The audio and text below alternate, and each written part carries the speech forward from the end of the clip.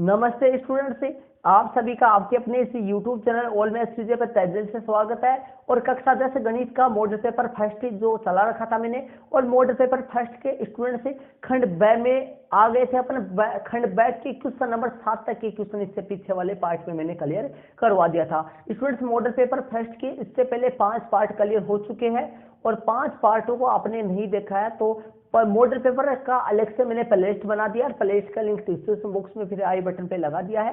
तो वहां से आप उस प्लेलिस्ट की सहायता से पढ़ते पार्ट को जरूर आप देखें। तो स्टूडेंट्स, जो पुराने स्टूडेंट्स हैं उनको पता है कि जो पेपर मॉडल पेपर जो अपन बनाते हैं उसमें से बहुत सारे क्वेश्चन बोर्ड के एग्जाम में आ जाते हैं। और नए स्टूडेंट्स को आपको एक बार विश्वास करना पड़ेगा, विश्वास करके आप अपनी नोटबुक में ऐड कर लीजिए और स्टूडेंट्स सारे क्वेश्चन को अच्छी तरीके से दोहरा लीजिए। बहुत सारे क्वेश्चन आपके बोर्ड के एग्जाम में आने वाले हैं इस पेपर में से।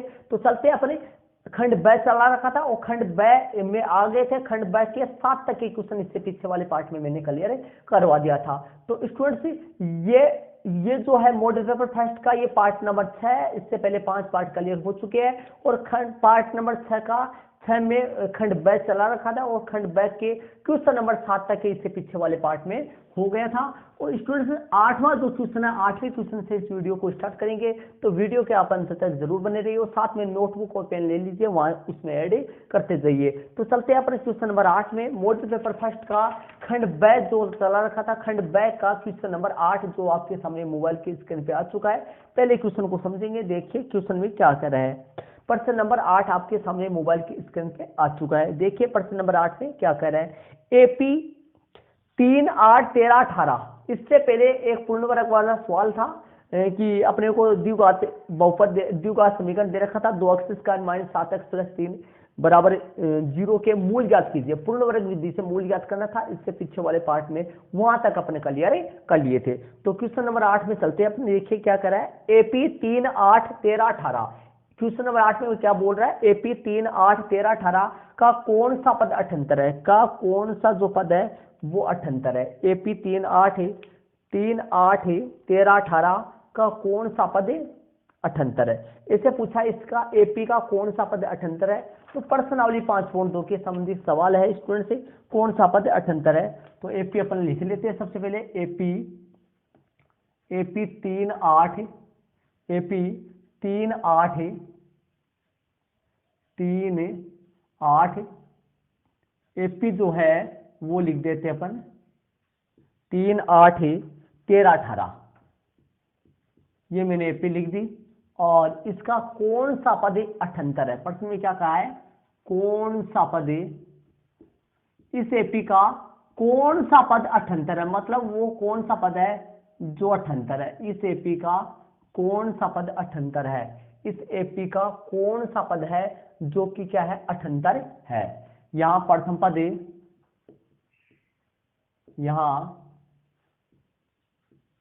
प्रथम पद ए बराबर कितना है, 3। यहां प्रथम पद ए बराबर 3 है। और सार्वंतर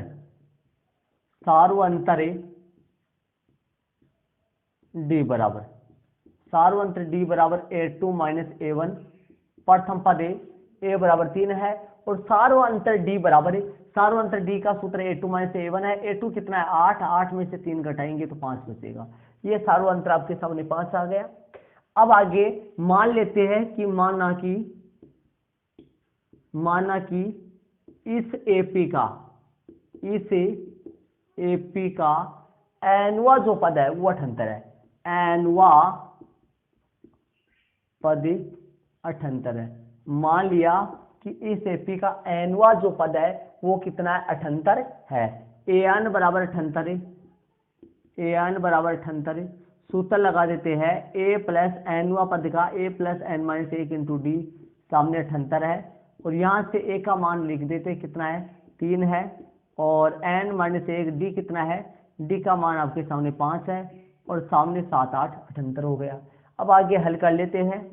हल करेंगे तो एन माइनस 1 और 78 माइनस 3, 78 माइनस 3, 3 यहाँ जोड़ में है, उधर जाएगा तो माइनस में जाएगा। और बट्टे में जो आएगा वो कौन जाएगा, देख लो 78 माइनस 3, और बट्टे में कौन आएगा, बट्टे गुना में यहाँ पर 5 है, बट्टे में जो कि 5 चला जाएगा। तो बट्टे में कौन जाएगा, 5 जाएगा बट्टे में। तो हल कर देते हैं। ध्यान दीजिए n माइनस 1 यही रहेगा, 78 में से 3 घट के 75 आ जाएगा। 75 में 5 का भाग अपन दे देंगे, तो 5 का भाग देंगे तो देखिए 5 1 5 हो गया, और 5 1 5, 2 5 25, तो आपके सामने 15 15 5 75 होता है। तो n का जो मान है वो आपके सामने कितना आ गया, n का जो मान है वो कितना आ गया, 15 प्लस 1 उधर जाएगा तो 16 हो गया। n का मान कितना हो गया, 16 हो चुका है। 15 और 1 उधर जुड़ेगा तो 16 हो गया।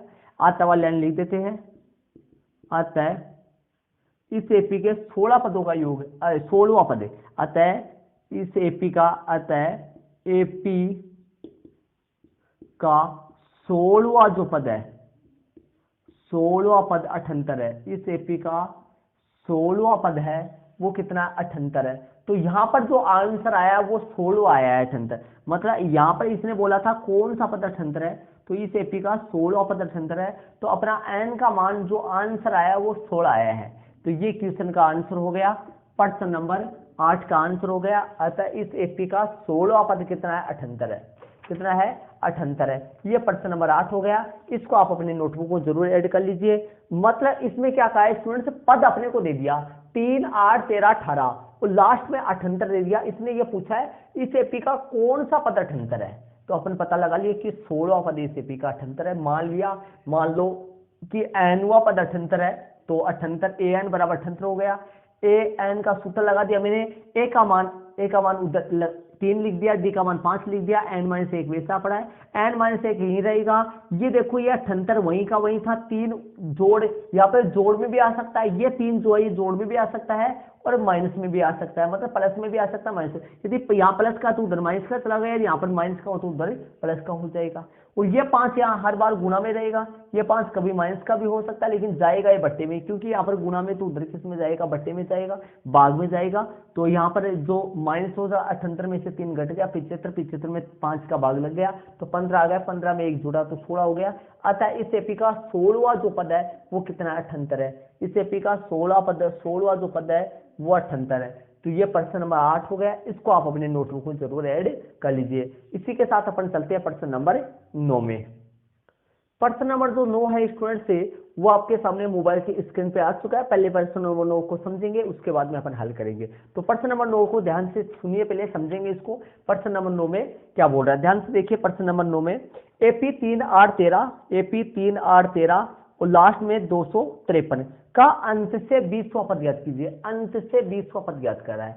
एपी क्या दे रखा है, 3 8 13, तो यहां पर लिख देंगे एपी 3 8 13 और इसका अंत से 20वां पद, कौन सा, अंत से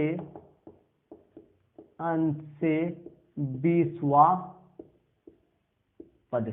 अंत से कौन सा पद ज्ञात करना है, 20वां पद ज्ञात करना है। अंत से 20वां पद, तो यहां प्रथम पद है अंत से, यहां लिखेंगे अंत से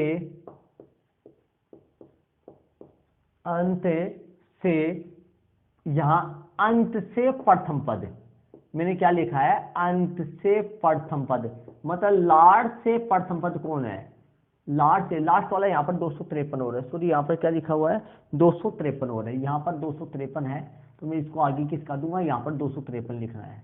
कितना लिखना है यहाँ पर एक पद और आएगा, तो ध्यान रहे यहाँ पर 253 है, यहाँ पर एक पद की खाली जगह आपको छोड़ना है, तो यहाँ पर 253 है। और यहाँ पर लिख देते हैं अंत से कौन सा पद ज्ञात करना है अपने को, 20वां पद।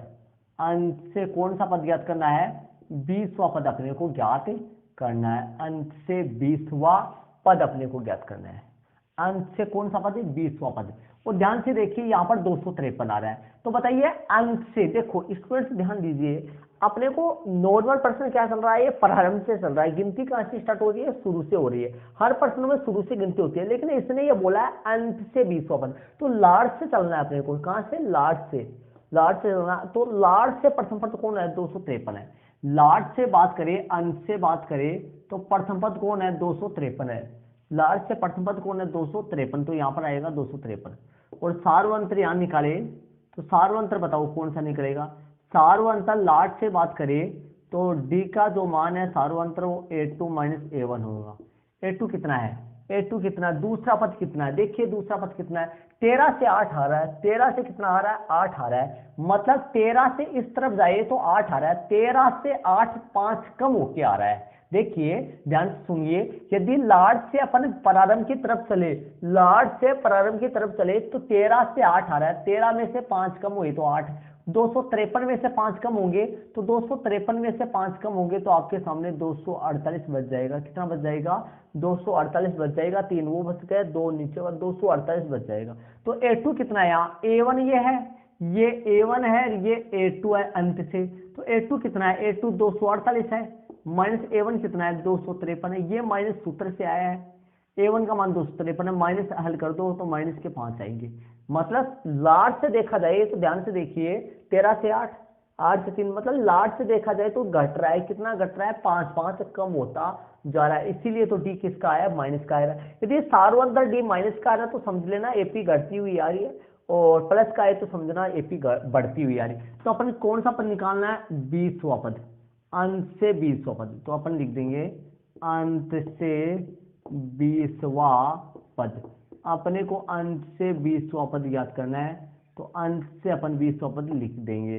तो 20वां पद निकालेंगे, A20 बराबर में A प्लस में गुणित डी हो गया, मान रख देते हैं, A20 बराबर A प्लस गुणित डी हो गया 20वां, अंत से 20वां पद निकालना है, A20 बराबर A प्लस गुणित डी हो गया। A का मान लिख देते, A का मान 253 है, प्लस का 19 गुणा 5, तो आपके सामने 253 का तो 253, और गुनी पंजो 95, माइनस के 5 आएगा यहाँ, तो गुनी पंजो माइनस के 95 हो गया। तो यहाँ पर माइनस करेंगे इसमें से, तो माइनस करेंगे तो देखिए कितना, 13 में से 5 जाएगा तो 8 बचेगा, और यहाँ पर 4 हो गया, 14 में से 9 जाएगा तो 5 बचेगा, और यहाँ पर 1 हो गया। तो अतः अंश से जो 20वां पद है, अंश से जो 20वां पद है वो कितना आ गया, 158 आ गया। इसी को अपना आंसर लगा देंगे अपन। तो ध्यान दीजिए स्टूडेंट्स, ये प्रश्न नंबर 9 हो गया। प्रश्न नंबर 9 में क्या फर्क है, ये अंश से पूछ लिया, बाकी सारा सेम है, इसने अंश से पूछ लिया, तो अंश से पूछ लिया तो ध्यान दीजिए, यदि प्रारंभ से पूछता तो प्रथम पद 3 लेते, लेकिन अंश से पूछा तो प्रथम पद 253 ले लिया। और सार्वंतर की बात करें तो प्रारंभ से पूछे तो 3 से 8 आ रहा है, 3 से 8 आ रहा है, तो 3 में 5 जोड़े तो 8 आता है, 3 में 5 जोड़े तो 8 आता है, तो 3 से 8 प्लस 5 और क्या आ रहा है। तो यदि इस प्रारंभ से चले तो सार्वंतर डी प्लस 5 आएगा, लेकिन अंश से चले तो 13 से 8 आ रहा है, 13 से 8 आ रहा है, मतलब 13 में से 5 कम हुए तो 8 आ रहा है, तो डी का मान माइनस का 5 आ रहा है। तो ये प्रश्न नंबर आपके सामने 9 हो गया, इसको आप अपने नोटबुक में जरूर ऐड कर लीजिए। और इसी के साथ अपन आगे वाले क्वेश्चन नंबर 10 में चलते हैं अपन। तो स्टूडेंट्स अपन प्रश्न नंबर 10 में चलते हैं। प्रश्न नंबर जो 10 है वो आपके सामने मोबाइल की स्क्रीन पे आ चुका है।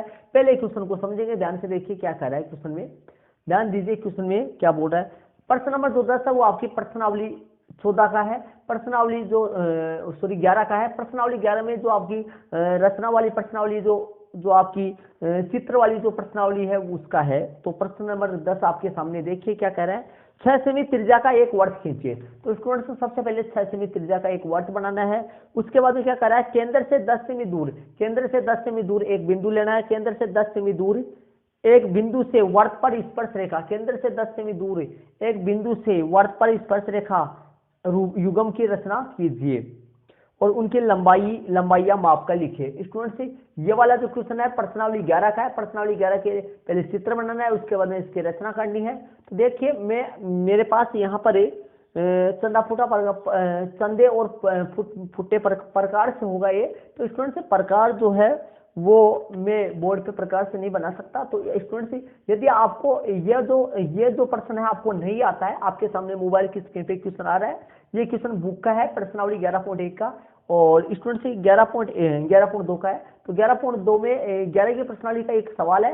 ये सवाल आपके नहीं आ रहा है तो कमेंट्स बॉक्स में कमेंट जरूर से करें, वरना इस सवाल को आपको करने की कोशिश कीजिए और मैं कच्चे तरीके से इसका चित्र तो बना देता हूँ। कैसे होगा, सबसे पहले तो आपको प्रकार को 6 सेमी खोलना है, प्रकार को 6 सेमी खोलकर 6 सेमी का एक वर्त बना देना है, 6 सेमी त्रिज्या का एक वर्त। वर्त कहाँ बनाओगे, इस तरफ बनाओगे, आगे की तरफ जगह छोड़ोगे, आगे की तरफ चित्र जाने वाला है। तो सबसे पहले प्रकार की सहायता से प्रकार को 6 सेमी खोलकर प्रकार की सहायता से 6 सेमी त्रिज्या का क्या बना देना है, वर्त बना देना है। सबसे पहले प्रकार को 6 सेमी खोलोगे और 6 सेमी त्रिज्या का एक वर्त बना देना है। 6 सेमी प्रकार को 6 सेमी खोलना है और 6 सेमी त्रिज्या का एक वर्त बना देना है। ठीक है, उसके बाद में इसका केंद्र का मालूम पड़ जाएगा, तो केंद्र का नाम ओ दे देना है। इसके बाद में क्या करा है, केंद्र से 10 सेमी दूर एक बिंदु, केंद्र से 10 सेमी दूर। तो ध्यान दीजिए स्टूडेंट्स, आप प्रकार की नोक स्केल लोगे और स्केल लेकर केंद्र पे आप स्केल लगाकर केंद्र से 10 सेमी दूर, 10 सेमी दूर ऐसे स्केल लगा लेना आइडिया, और यहाँ पर जीरो लेकर 10 सेमी पे बिंदु लगा देना। कितने सेमी पर, 10 सेमी पर बिंदु लगा देना। और 10 सेमी पर बिंदु कौन सा लगा देना, पी बिंदु लगा देना, बाई बिंदु पी। अब इसको ओपी को आप क्या कर देना, मिला देना। ओपी को थोड़ा क्या कर देना, मिला देना। आपको सीधा ओपी को मिला देना। और उसके बाद में क्या करना है आपको, ये पूरी 10 सेमी है, 10 में से ये कितनी है, यहाँ तक कितनी है आपको बता दीजिए, यहाँ पर कितनी है, यहाँ तक कितने प्रकार जितना खोला तो वो कितनी है, 6 सेमी। 6 तो बाहर कितनी जाने वाली है, सिर्फ 4 सेमी जाएगी बाहर, तो यहाँ तक नहीं जाएगी, यहाँ पर जाएगी यहाँ तक। ये 6 सेमी है तो बाहर कितनी जाएगी, 4 सेमी जाएगी। आप स्केल ऐसे लगाओगे और 6 सेमी की रेखा खींच देना, वहां पर बिंदु पी लगा देना। यहाँ तक ठीक है। इसके आगे क्या करना है आपको, इसके आगे समझने की कोशिश कीजिए। इसके आगे आपको क्या करना है, इसके आगे आपको क्या करना है, देखिए प्रकार की सहायता से ओपी का लंब संध्याचा करना है। प्रकार की नोक ओ पे रखना है और प्रकार की नोक ओ पे रखे प्रकार को आधे से ज्यादा खोलना है, और प्रकार की नोक ओ पे रखे ऊपर चाप काट देना है और नीचे चाप काट देना है, और पी से भी ऊपर और पी से भी नीचे चाप काट देना है दोनों तरफ। तो ओ से ऊपर चाप काटोगे, जैसे मान लो यहाँ पर कट गया, और ओ से नीचे चाप काटोगे नीचे, तो नीचे कैसे कटेगा, ओ से यहाँ कट गया। पी से ऊपर चाप काटोगे और पी से नीचे चाप काटोगे, इस तरीके से यहाँ पर ऐसे चाप कट जाएगा। तो इसको मिला देना, टूटी हुई रेखा से डैश डैश से मिला देना इसको। और ये किधर से जाने वाली रेखा, ये पूरी कितनी खींची थी अपन, ये पूरी अपनी खींची थी 10 सेमी। तो 10 सेमी का 5-5 डिवाइड हो जाएगा। लंब संध्याचा क्या करेगा, इसके साथ ना बड़ी रेखा कोण बनाएगा, इसको 2 बराबर भागों में विभाजित कर देगा। तो 5 इधर आ जाएगी, 5 ये पूरी कितनी 6। तो 6 तो वो जो लंब संध्याचा वो कहाँ से जाएगा, अंदर से जाने वाला वो अंदर से जाएगा। स्केल लेना है और स्केल लेके स्केल को इन दोनों बिंदुओं से मिलाना, स्केल को इन दोनों बिंदुओं पर रख देना है और टूटी हुई रेखा से डैश डैश से इसको एकदम सीधा क्या कर देना है, मिला देना है। मिलाने के बाद में यहाँ पर जो बिंदु आएगा वो मध्य बिंदु एम प्राप्त हो गया ओपी का। ओपी का ये मध्य बिंदु एम होगा, और ओएम और एमपी को नाप के आप देख सकते हो, ये दोनों आपस में बराबर आएंगे। कितने सेमी आएंगी, 4 सेमी आएगी, क्योंकि ये पूरी 6 सेमी थी, तो पूरी 6 सेमी थी, तो ये इनको नापोगे तो 5-5 सेमी आएगी। पूरी 10 थी, ये पूरी 6 थी, और वो 4 ओली थी अपन, पूरी 10 सेमी थी। 10 का ये लंब संध्याचा क्या करेगा, इसको 2 बराबर भागों में बांटेगा, 5 सेमी इधर रह जाएगी, 5 सेमी उधर रह जाएगी, पूरी 10 सेमी थी। इसके आगे क्या करना है आपको, प्रकार की नोक एम पे रखना है, और प्रकार की नोक एम पे रखे प्रकार को ओएम या एमपी के बराबर खोलना है। प्रकार को ओएम या एमपी के बराबर खोलना है और प्रकार की नोक एम पे रखना है, और एम पे रख के टूटी हुई रेखा से डैश डैश से वर्त बना देना है, कच्चा वर्त जिसको अपन बोलेंगे। कौन सा वर्त बोलेंगे, कच्चा वर्त बोलेंगे।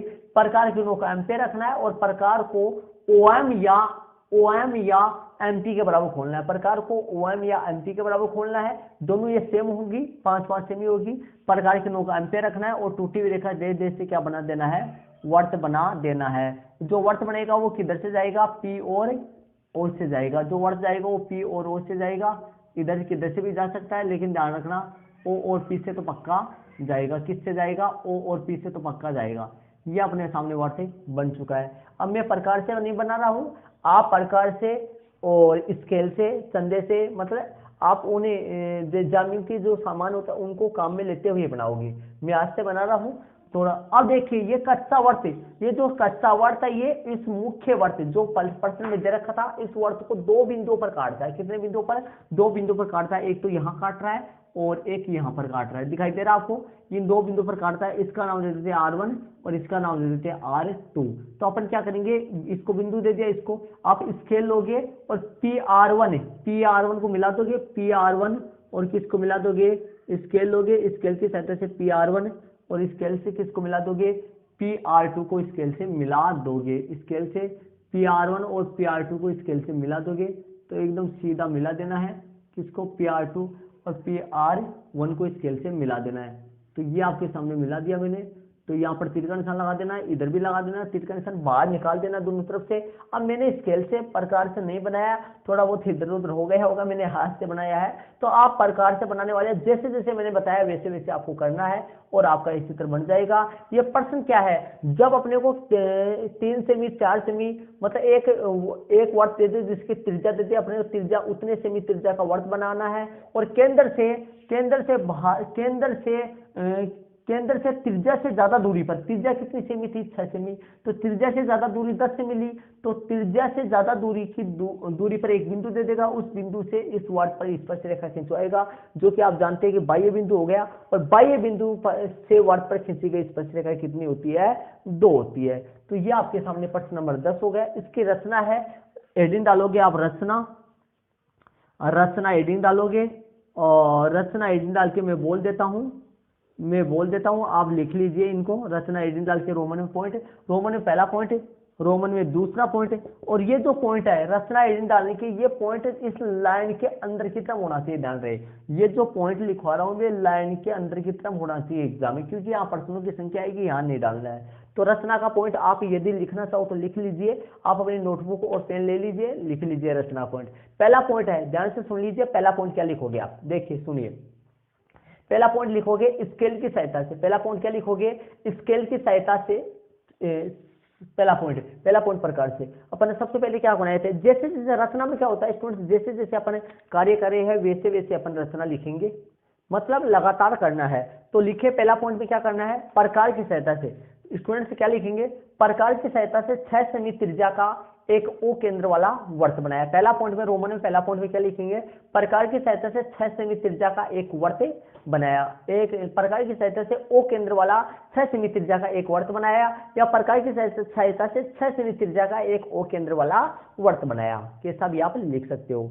ठीक है, उसके बाद में स्टूडेंट्स, इसके बाद में अगले पॉइंट में यहाँ पे अगले पॉइंट में रोमन में दूसरा पॉइंट लिखेंगे। दूसरा पॉइंट में क्या लिखोगे, देखिए दूसरा पॉइंट में क्या लिखेंगे, प्रकार आप स्केल की सहायता से इस वर्त के केंद्र ओ से 10 सेमी दूरी पर एक बिंदु पी लिया, और स्केल से 10 सेमी दूरी पर एक बिंदु पी लिया तथा ओपी को मिलाया।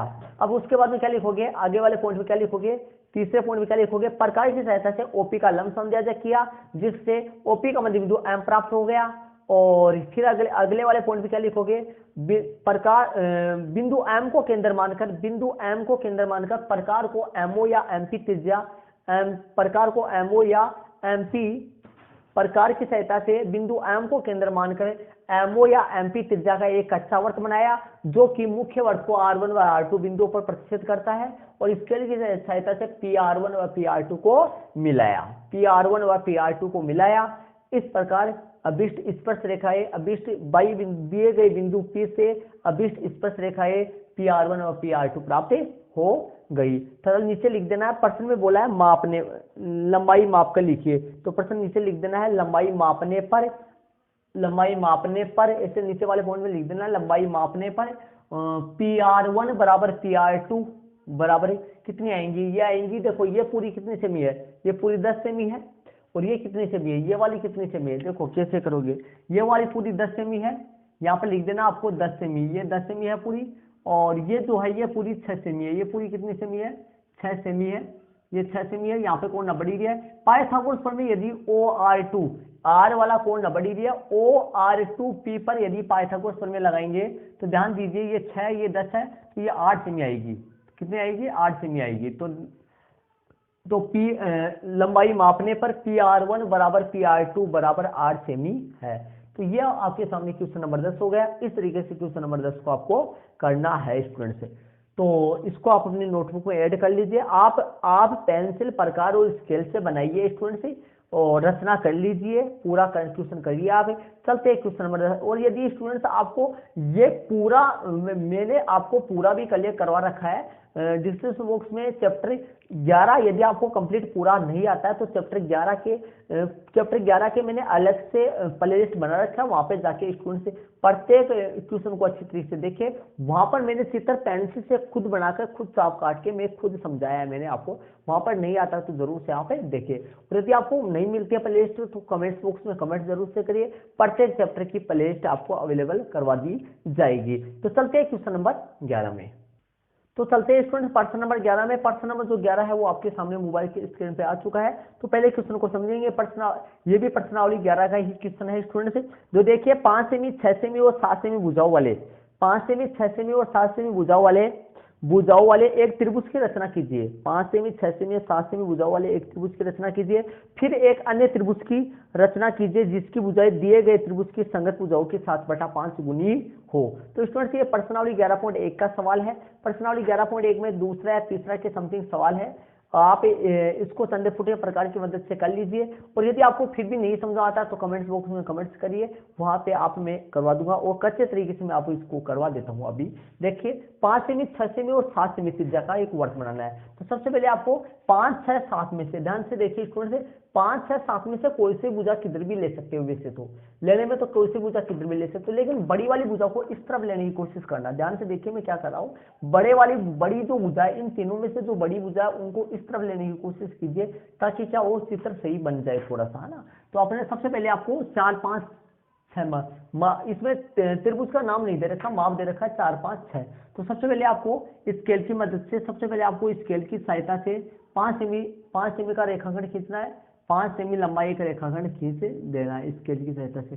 तो मैंने ये डाला, यहाँ नाम डाला AB डाला, यहाँ पर नाम BC डालो, BC यहाँ पर डाला और BC डालने के बाद में ये 5 सेमी होगी। BC डालने के बाद में 5 सेमी होगी। ए बिंदु लाना है अपने को। ध्यान से देखिए यदि BC आपकी यहाँ पर आई है, ध्यान से देखिए BC इतनी आई है तो ये BC 5 सेमी है, तो ये वाली 4 सेमी आने वाली है और ये वाली कितनी सेमी आने वाली है, 6 सेमी आने वाली है। तो आप प्रकार लोगे और प्रकार की सहायता से आप देखते हो ये AB आएगी जो कि 4 सेमी है।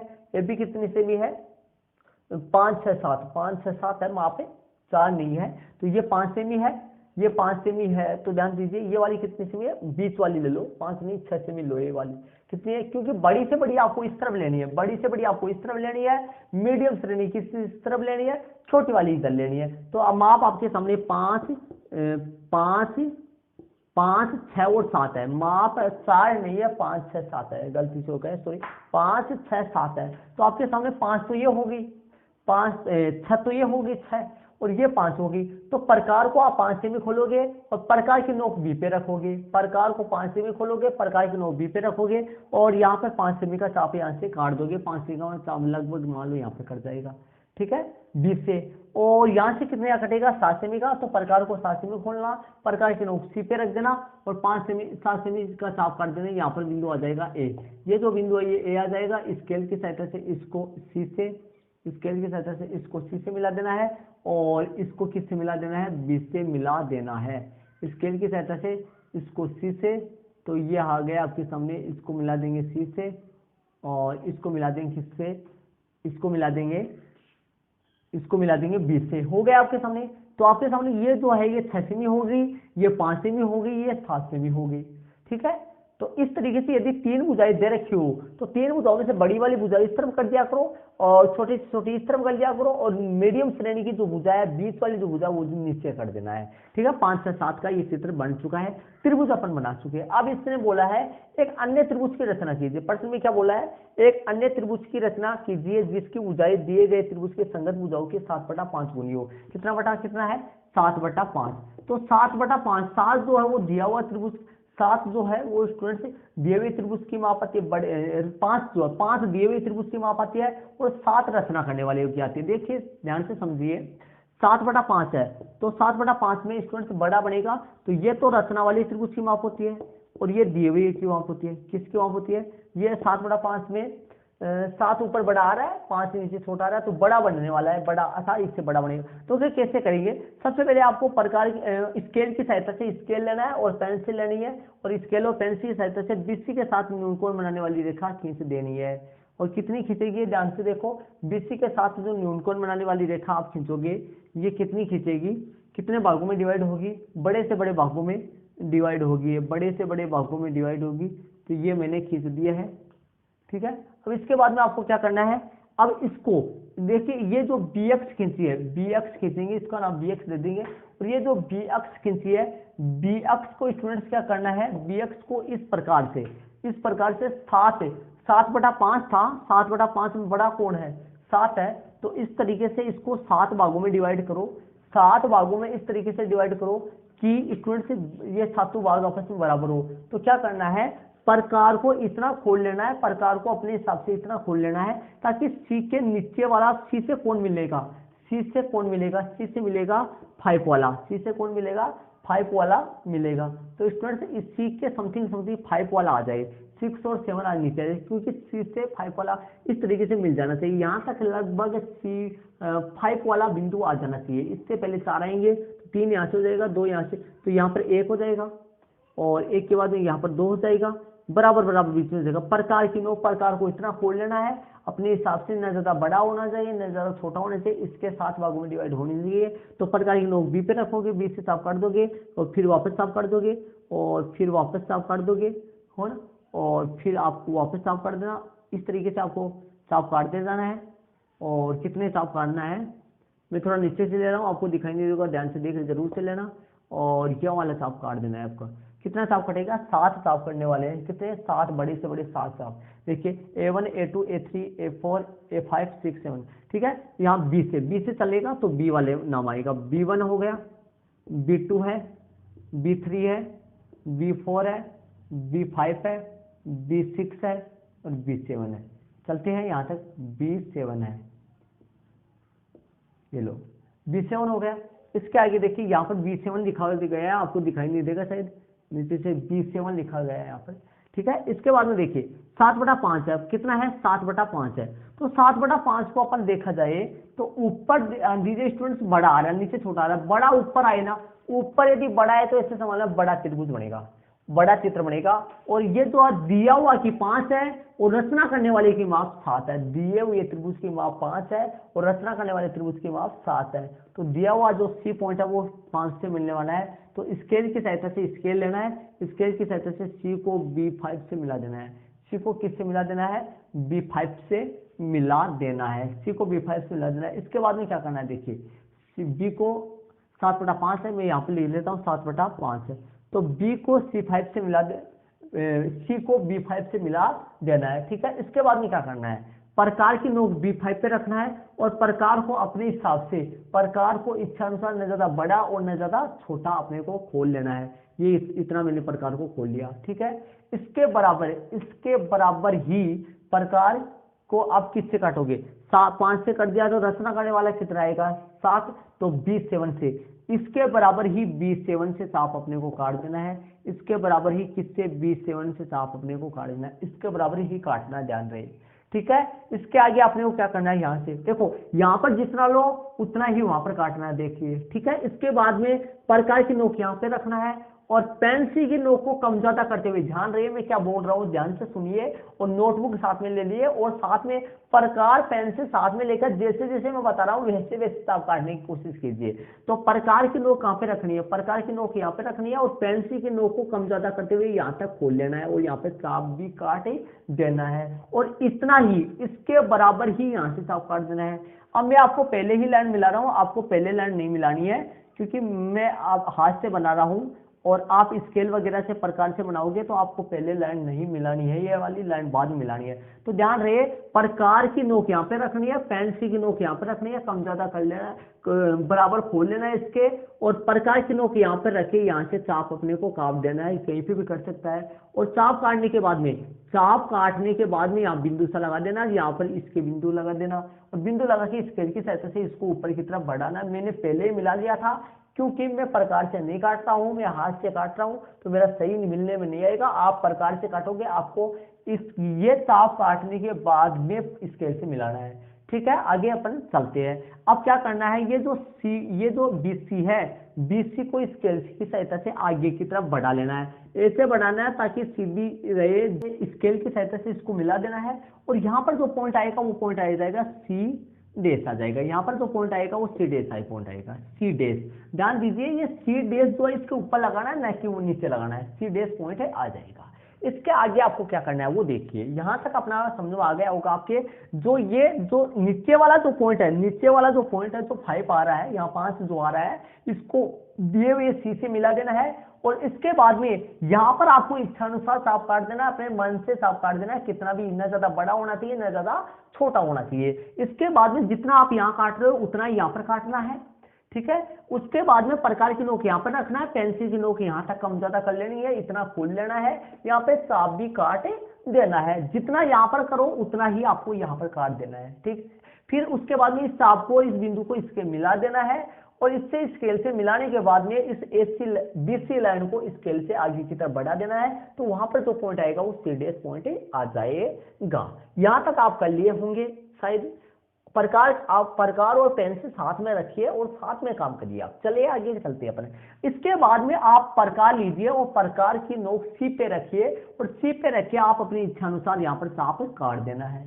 जितना यहाँ पर काटो उतना ही सी डेश से काट देना है, जितना सी से काटो उतना ही सी डेश से काट देना है, ठीक है। प्रकार की नोक यहाँ पर रखना है, पेंसिल की नोक कम ज्यादा करते हुए यहाँ पर सांप भी काट देना है। और इतना ही आपको प्रकार की नोक यहाँ रखिए, पेंसिल की नोक इधर से करते हुए सांप काट देना है। और इस सांप को और इस बिंदु को स्केल की सहायता से ऊपर की तरफ क्या करना है, बढ़ा देना है। और इस तरीके से बढ़ाना ताकि ये जाने वाली जो रेखा है वो सीए के क्या जाए, एकदम समांतर जाए, एकदम समांतर जाए। इस तरीके से बढ़ाना है आपको। अब मेरे पास प्रकार नहीं है, मैं प्रकार से नहीं काटा, मैंने हाथ से बनाया, तो मैं आपको, मेरे से सही नहीं जाएगी, आपकी प्रकार से स्केल से काटोगे और आपके पास सही जाएगी। देखो मेरी रेखा सही नहीं जा रही है, तो आप प्रकार से हाथ से, मैं अलग से इनको आपको, आप अपनी, मैं अलग से करवा रखा है मैंने, वहां वाले वो वीडियो जरूर से देखिए, क्योंकि मैंने वो अलग से कॉपी में करवा रखा है प्रकार की सहायता से। तो इस तरीके से आपको सीधा एकदम खींचना है। तो ये दोनों रेखाएं समांतर जानी चाहिए, समांतर। देखो यहाँ से समांतर, यहाँ से ज्यादा दूरी है, यहाँ से कुछ ज्यादा दूरी है, बल्कि वहां पे कम दूरी है, तो ध्यान रहे समांतर जानी चाहिए एकदम, है समांतर जानी चाहिए, इस तरीके से समांतर जानी चाहिए। तो इस तरीके से यहाँ से ऐसे रेखा है ये समांतर एकदम सीधा, है ना, ठीक है। इसके बाद में आपको क्या कर देना है, ये एकदम समांतर जानी चाहिए, और ये जो पॉइंट है इस पॉइंट और इस पॉइंट को स्केल से मिला देना है। अब इसके बाद में ये बीए जो है, बीए को ऊपर की तरफ बढ़ाना है, बीए को क्या करना है, ऊपर की तरफ बढ़ाना है। तो ये ए पॉइंट आ गया, यहाँ पॉइंट ए है, ये हो गया। बीए को ऊपर की तरफ बढ़ा देना है, और स्केल से बीए को ऊपर की तरफ बढ़ा देना है, और ऊपर की तरफ बढ़ाएंगे तो यहाँ जो पॉइंट आएगा वो ए डेश आएगा। कौन सा पॉइंट आएगा, ए डेश, यहाँ पर पॉइंट आएगा। दिखाई नहीं दे रहा आपको, मैं यहाँ पर नीचे लिख देता हूँ ए डेश, आपको ऊपर वाला दिखाई नहीं दे रहा, इसका कोई दिक्कत नहीं है, यहाँ पर इस तरफ बढ़ा दीजिए, ऊपर दोनों मिले हुए है, तो ए डेश वहां पर पॉइंट आ जाएगा। तो ये आपके सामने स्टूडेंट्स प्रश्न नंबर 11 का डायग्राम चित्र बना दिया मैंने इस तरीके से। यदि आप कहीं नहीं समझ आ रहा तो वीडियो को बैक ले जाइए, और यदि मैं जल्दी बोल रहा हूँ, आपके समझ में नहीं आ रहा है, आप धीरे धीरे चित्र बना रहे हैं, तो आप वीडियो को पॉज कीजिए और बैक ले जाइए, वहां से वापस सुन लीजिए और दोबारा चित्र बनाने की कोशिश कीजिए। तो स्टूडेंट्स ये हो गया। अब इसी तरीके से ध्यान दीजिए, देखो आप यहाँ पर फोकस कीजिए, 7/5 था, 7/5 था, ऊपर बड़ा आ रहा है, देखो ऊपर 7 आ रहा है, नीचे 5 आ रहा है, ऊपर 7 बड़ा आ रहा है, नीचे 5 छोटा आ रहा है। तो देखिए यदि ऊपर बड़ा आए नीचे छोटा आए, तो ये डेश वाला जो है, ये जो डेश वाला है, ये मतलब डेश वाला जो है स्टूडेंट से ये बाहर जाएगा, अर्थात दिया हुआ त्रिभुज एबीसी है, और जो प्राप्त हुआ है जो त्रिभुज एबीसी के समरूप जो त्रिभुज अपन बनाए है, वो कौन सा बना है, ए डेश, बी और सी डेश बना है, बड़ा त्रिभुज बना है। बड़ा कैसे बना है, देखो ऊपर बड़ा आ रहा है, नीचे छोटा आ रहा है, ऊपर बड़ा आए नीचे छोटी माप आए तो बड़ा ही त्रिभुज बनेगा, क्योंकि ये जो 5 पॉइंट है, ये तो 5 जो संख्या है, ये 5 दिए हुए सी से मिलेगा, और जो 7 है वो आगे की तरफ बढ़ के ऊपर बाहर से चित्र बनता हुआ आएगा। और यदि ये 5/7 होता, 5/7 होता, तो ये जो सी पॉइंट है ये 7 से मिलेगा, और 5 वाला पॉइंट अंदर ही आ जाएगा, ये डेश वाला जो है ये अंदर ही चला जाएगा, छोटा बनेगा मतलब डेश वाला, ठीक है। तो शायद मैंने जो समझाया वो समझ में आया है। आप एडिंग डालोगे रचना, रचना का पहला पॉइंट, दूसरा पॉइंट इसे इसी चित्र के नीचे पेन से करना है आपको। क्या करना है? पेन से। और ये जो पूरा जो चित्र है ये पूरा पेंसिल से बनाना है आपको, ठीक है। तो चलते हैं आगे। इसकी रचना मैं आपको बोल देता हूँ, आप इनकी रचना लिख लीजिए। और यहाँ एडिंग डालनी है आपको रचना की। कहाँ पर एडिंग डालनी है ध्यान दीजिए। ये 7/5 था, ऊपर 7 है, नीचे 5 है। तो 7/5 में देख लीजिए, 7/5 की बात करें तो 7/5 की बात करें स्टूडेंट से, तो 7/5 में ऊपर 7 आ रहा है, नीचे 5 आ रहा है। तो ऊपर 7 जो आ रहा है वो रचना करने वाला का 7 है, रचना करने वाले का 7 है, बड़ा चित्र बना है। और नीचे वाला जो है ना, वो नीचे वाला पॉइंट सी से मिलता है, ध्यान रहे, नीचे वाला पॉइंट सी से मिलता है। और जो ऊपर वाला जो पॉइंट है वो बाहर से चला जाएगा, ऊपर बड़ा आए तब, ठीक है। तो रचना वाला पॉइंट यहाँ पर एडिंग डालनी है रचना, और रचना का पॉइंट लगाना है पहला पॉइंट रोमन में, दूसरा पॉइंट, तीसरा पॉइंट, इससे रचना का पहला पॉइंट लिखना है। तो देखिए रचना का पहला पॉइंट मैं बोल देता हूँ, जल्दी जल्दी आप लिख लीजिए। पहला पॉइंट में आपको लिखना है, स्केल की सहायता से त्रिभुज एबीसी का आधार बीसी बराबर कितना सेमी खींचा, माप लिख देनी है। बीसी बराबर 5 सेमी 6 सेमी, बीसी बराबर कितना सेमी खींचा, 6 सेमी खींचा। स्केल की सहायता से त्रिभुज एबीसी का आधार बीसी बराबर 6 सेमी खींचा। और दूसरे पॉइंट में या इसके पॉइंट में लिख लो, प्रकार की सहायता से बिंदु बी से, प्रकार की सहायता से बिंदु बी से 5 सेमी, प्रकार की सहायता से बिंदु बी से 5 सेमी तथा बिंदु सी से 7 सेमी के चाप काटे, जिससे बिंदु ए प्राप्त हो गया, ठीक है। और बाद में क्या लिखोगे, स्केल की सहायता से ए बी और ए सी को मिलाया, इस प्रकार त्रिभुज एबीसी प्राप्त हो गया, एबीसी बनाया भी त्रिभुज, ठीक है। अगले पॉइंट में, पॉइंट जैसे बड़ा हो जाए अगला पॉइंट डाल दिया, तो आप अगले पॉइंट में क्या लिखना है, प्रकार स्केल की सहायता से बीसी के साथ न्यूनकोण बनाने वाली रेखा बी एक्स खींची, प्रकार की स्केल की सहायता से बीसी के साथ न्यूनकोण बनाने वाली रेखा बी एक्स खींची। और बी अक्ष को इस प्रकार, इस अगले पॉइंट में लिखना, बी अक्ष को प्रकार की सहायता से बी अक्ष को इस प्रकार 7 भागों में, 7 इस प्रकार 7 भागों कैसे लिखोगे, 7 भागों कहां से आया, 7 5/7, 7/5 ही तो था, 7/5 में से बड़ी माप, इसे कोष्टक में डाल देना है, 7/5 में से बड़ी माप के बराबर है। प्रकार की सहायता से बी अक्ष को इस प्रकार 7 भागों 7/5 में से बड़ी माप, ये कोष्टक में लिखना है, भागों में विभाजित किया कि बी बी1, किस प्रकार विभाजित किया कि बी बी1 बराबर b1 b2 बराबर b2 b3 बराबर b3 b4 बराबर b4 b5 बराबर b5 b6 बराबर b6 b7 हो, इस तरीके से आपको लिखना है। फिर उसके अगले वाले पॉइंट में लिखना है, स्केल से सी बी5 को मिलाया, स्केल से सी बी5 को मिलाया, स्केल से किसको मिलाया, सी बी5 को मिलाया, ठीक है। उसके अगले पॉइंट में आपको लिखना है, स्केल से सी बी5 को मिलाया, और सी बी5 को मिलाने के बाद में प्रकार की सहायता से सी बी5 के समांतर B7 से जाने वाली रेखा B7 सी डैश खींची, ठीक है। और उसके अगले वाले पॉइंट में आपको क्या लिखना है, प्रकार की सहायता से सीए के समांतर सी डैश से जाने वाली रेखा सी डैश ए डैश खींची। इस प्रकार दिए गए त्रिभुज एबीसी के समरूप, इस प्रकार दिए गए त्रिभुज एबीसी के समरूप त्रिभुज ए डैश बी और सी डैश प्राप्त हो गया, त्रिभुज ए डैश बी और सी डैश प्राप्त हो गया, जिसकी भुजाएं दिए गए त्रिभुज की संगत भुजाओं की, 7/5 गुनी है, जिसकी भुजाएं दिए गए त्रिभुज के संगत भुजाओं की 7/5 गुनी हो। और नीचे लंबाई वगैरह इसमें मापना नहीं है, लंबाई नहीं नापना है इसकी। तो ये प्रश्न नंबर आपके सामने कौन सा हो गया, प्रश्न नंबर 11 हो गया। इसको आप अपनी नोटबुक में जरूर ऐड कर लीजिए, इसकी रचना भी लिख लीजिए। तो स्टूडेंट से इसी के साथ अपना खंड ब में 12 से लेकर 16 तक 4 क्वेश्चन और रह गए अपने।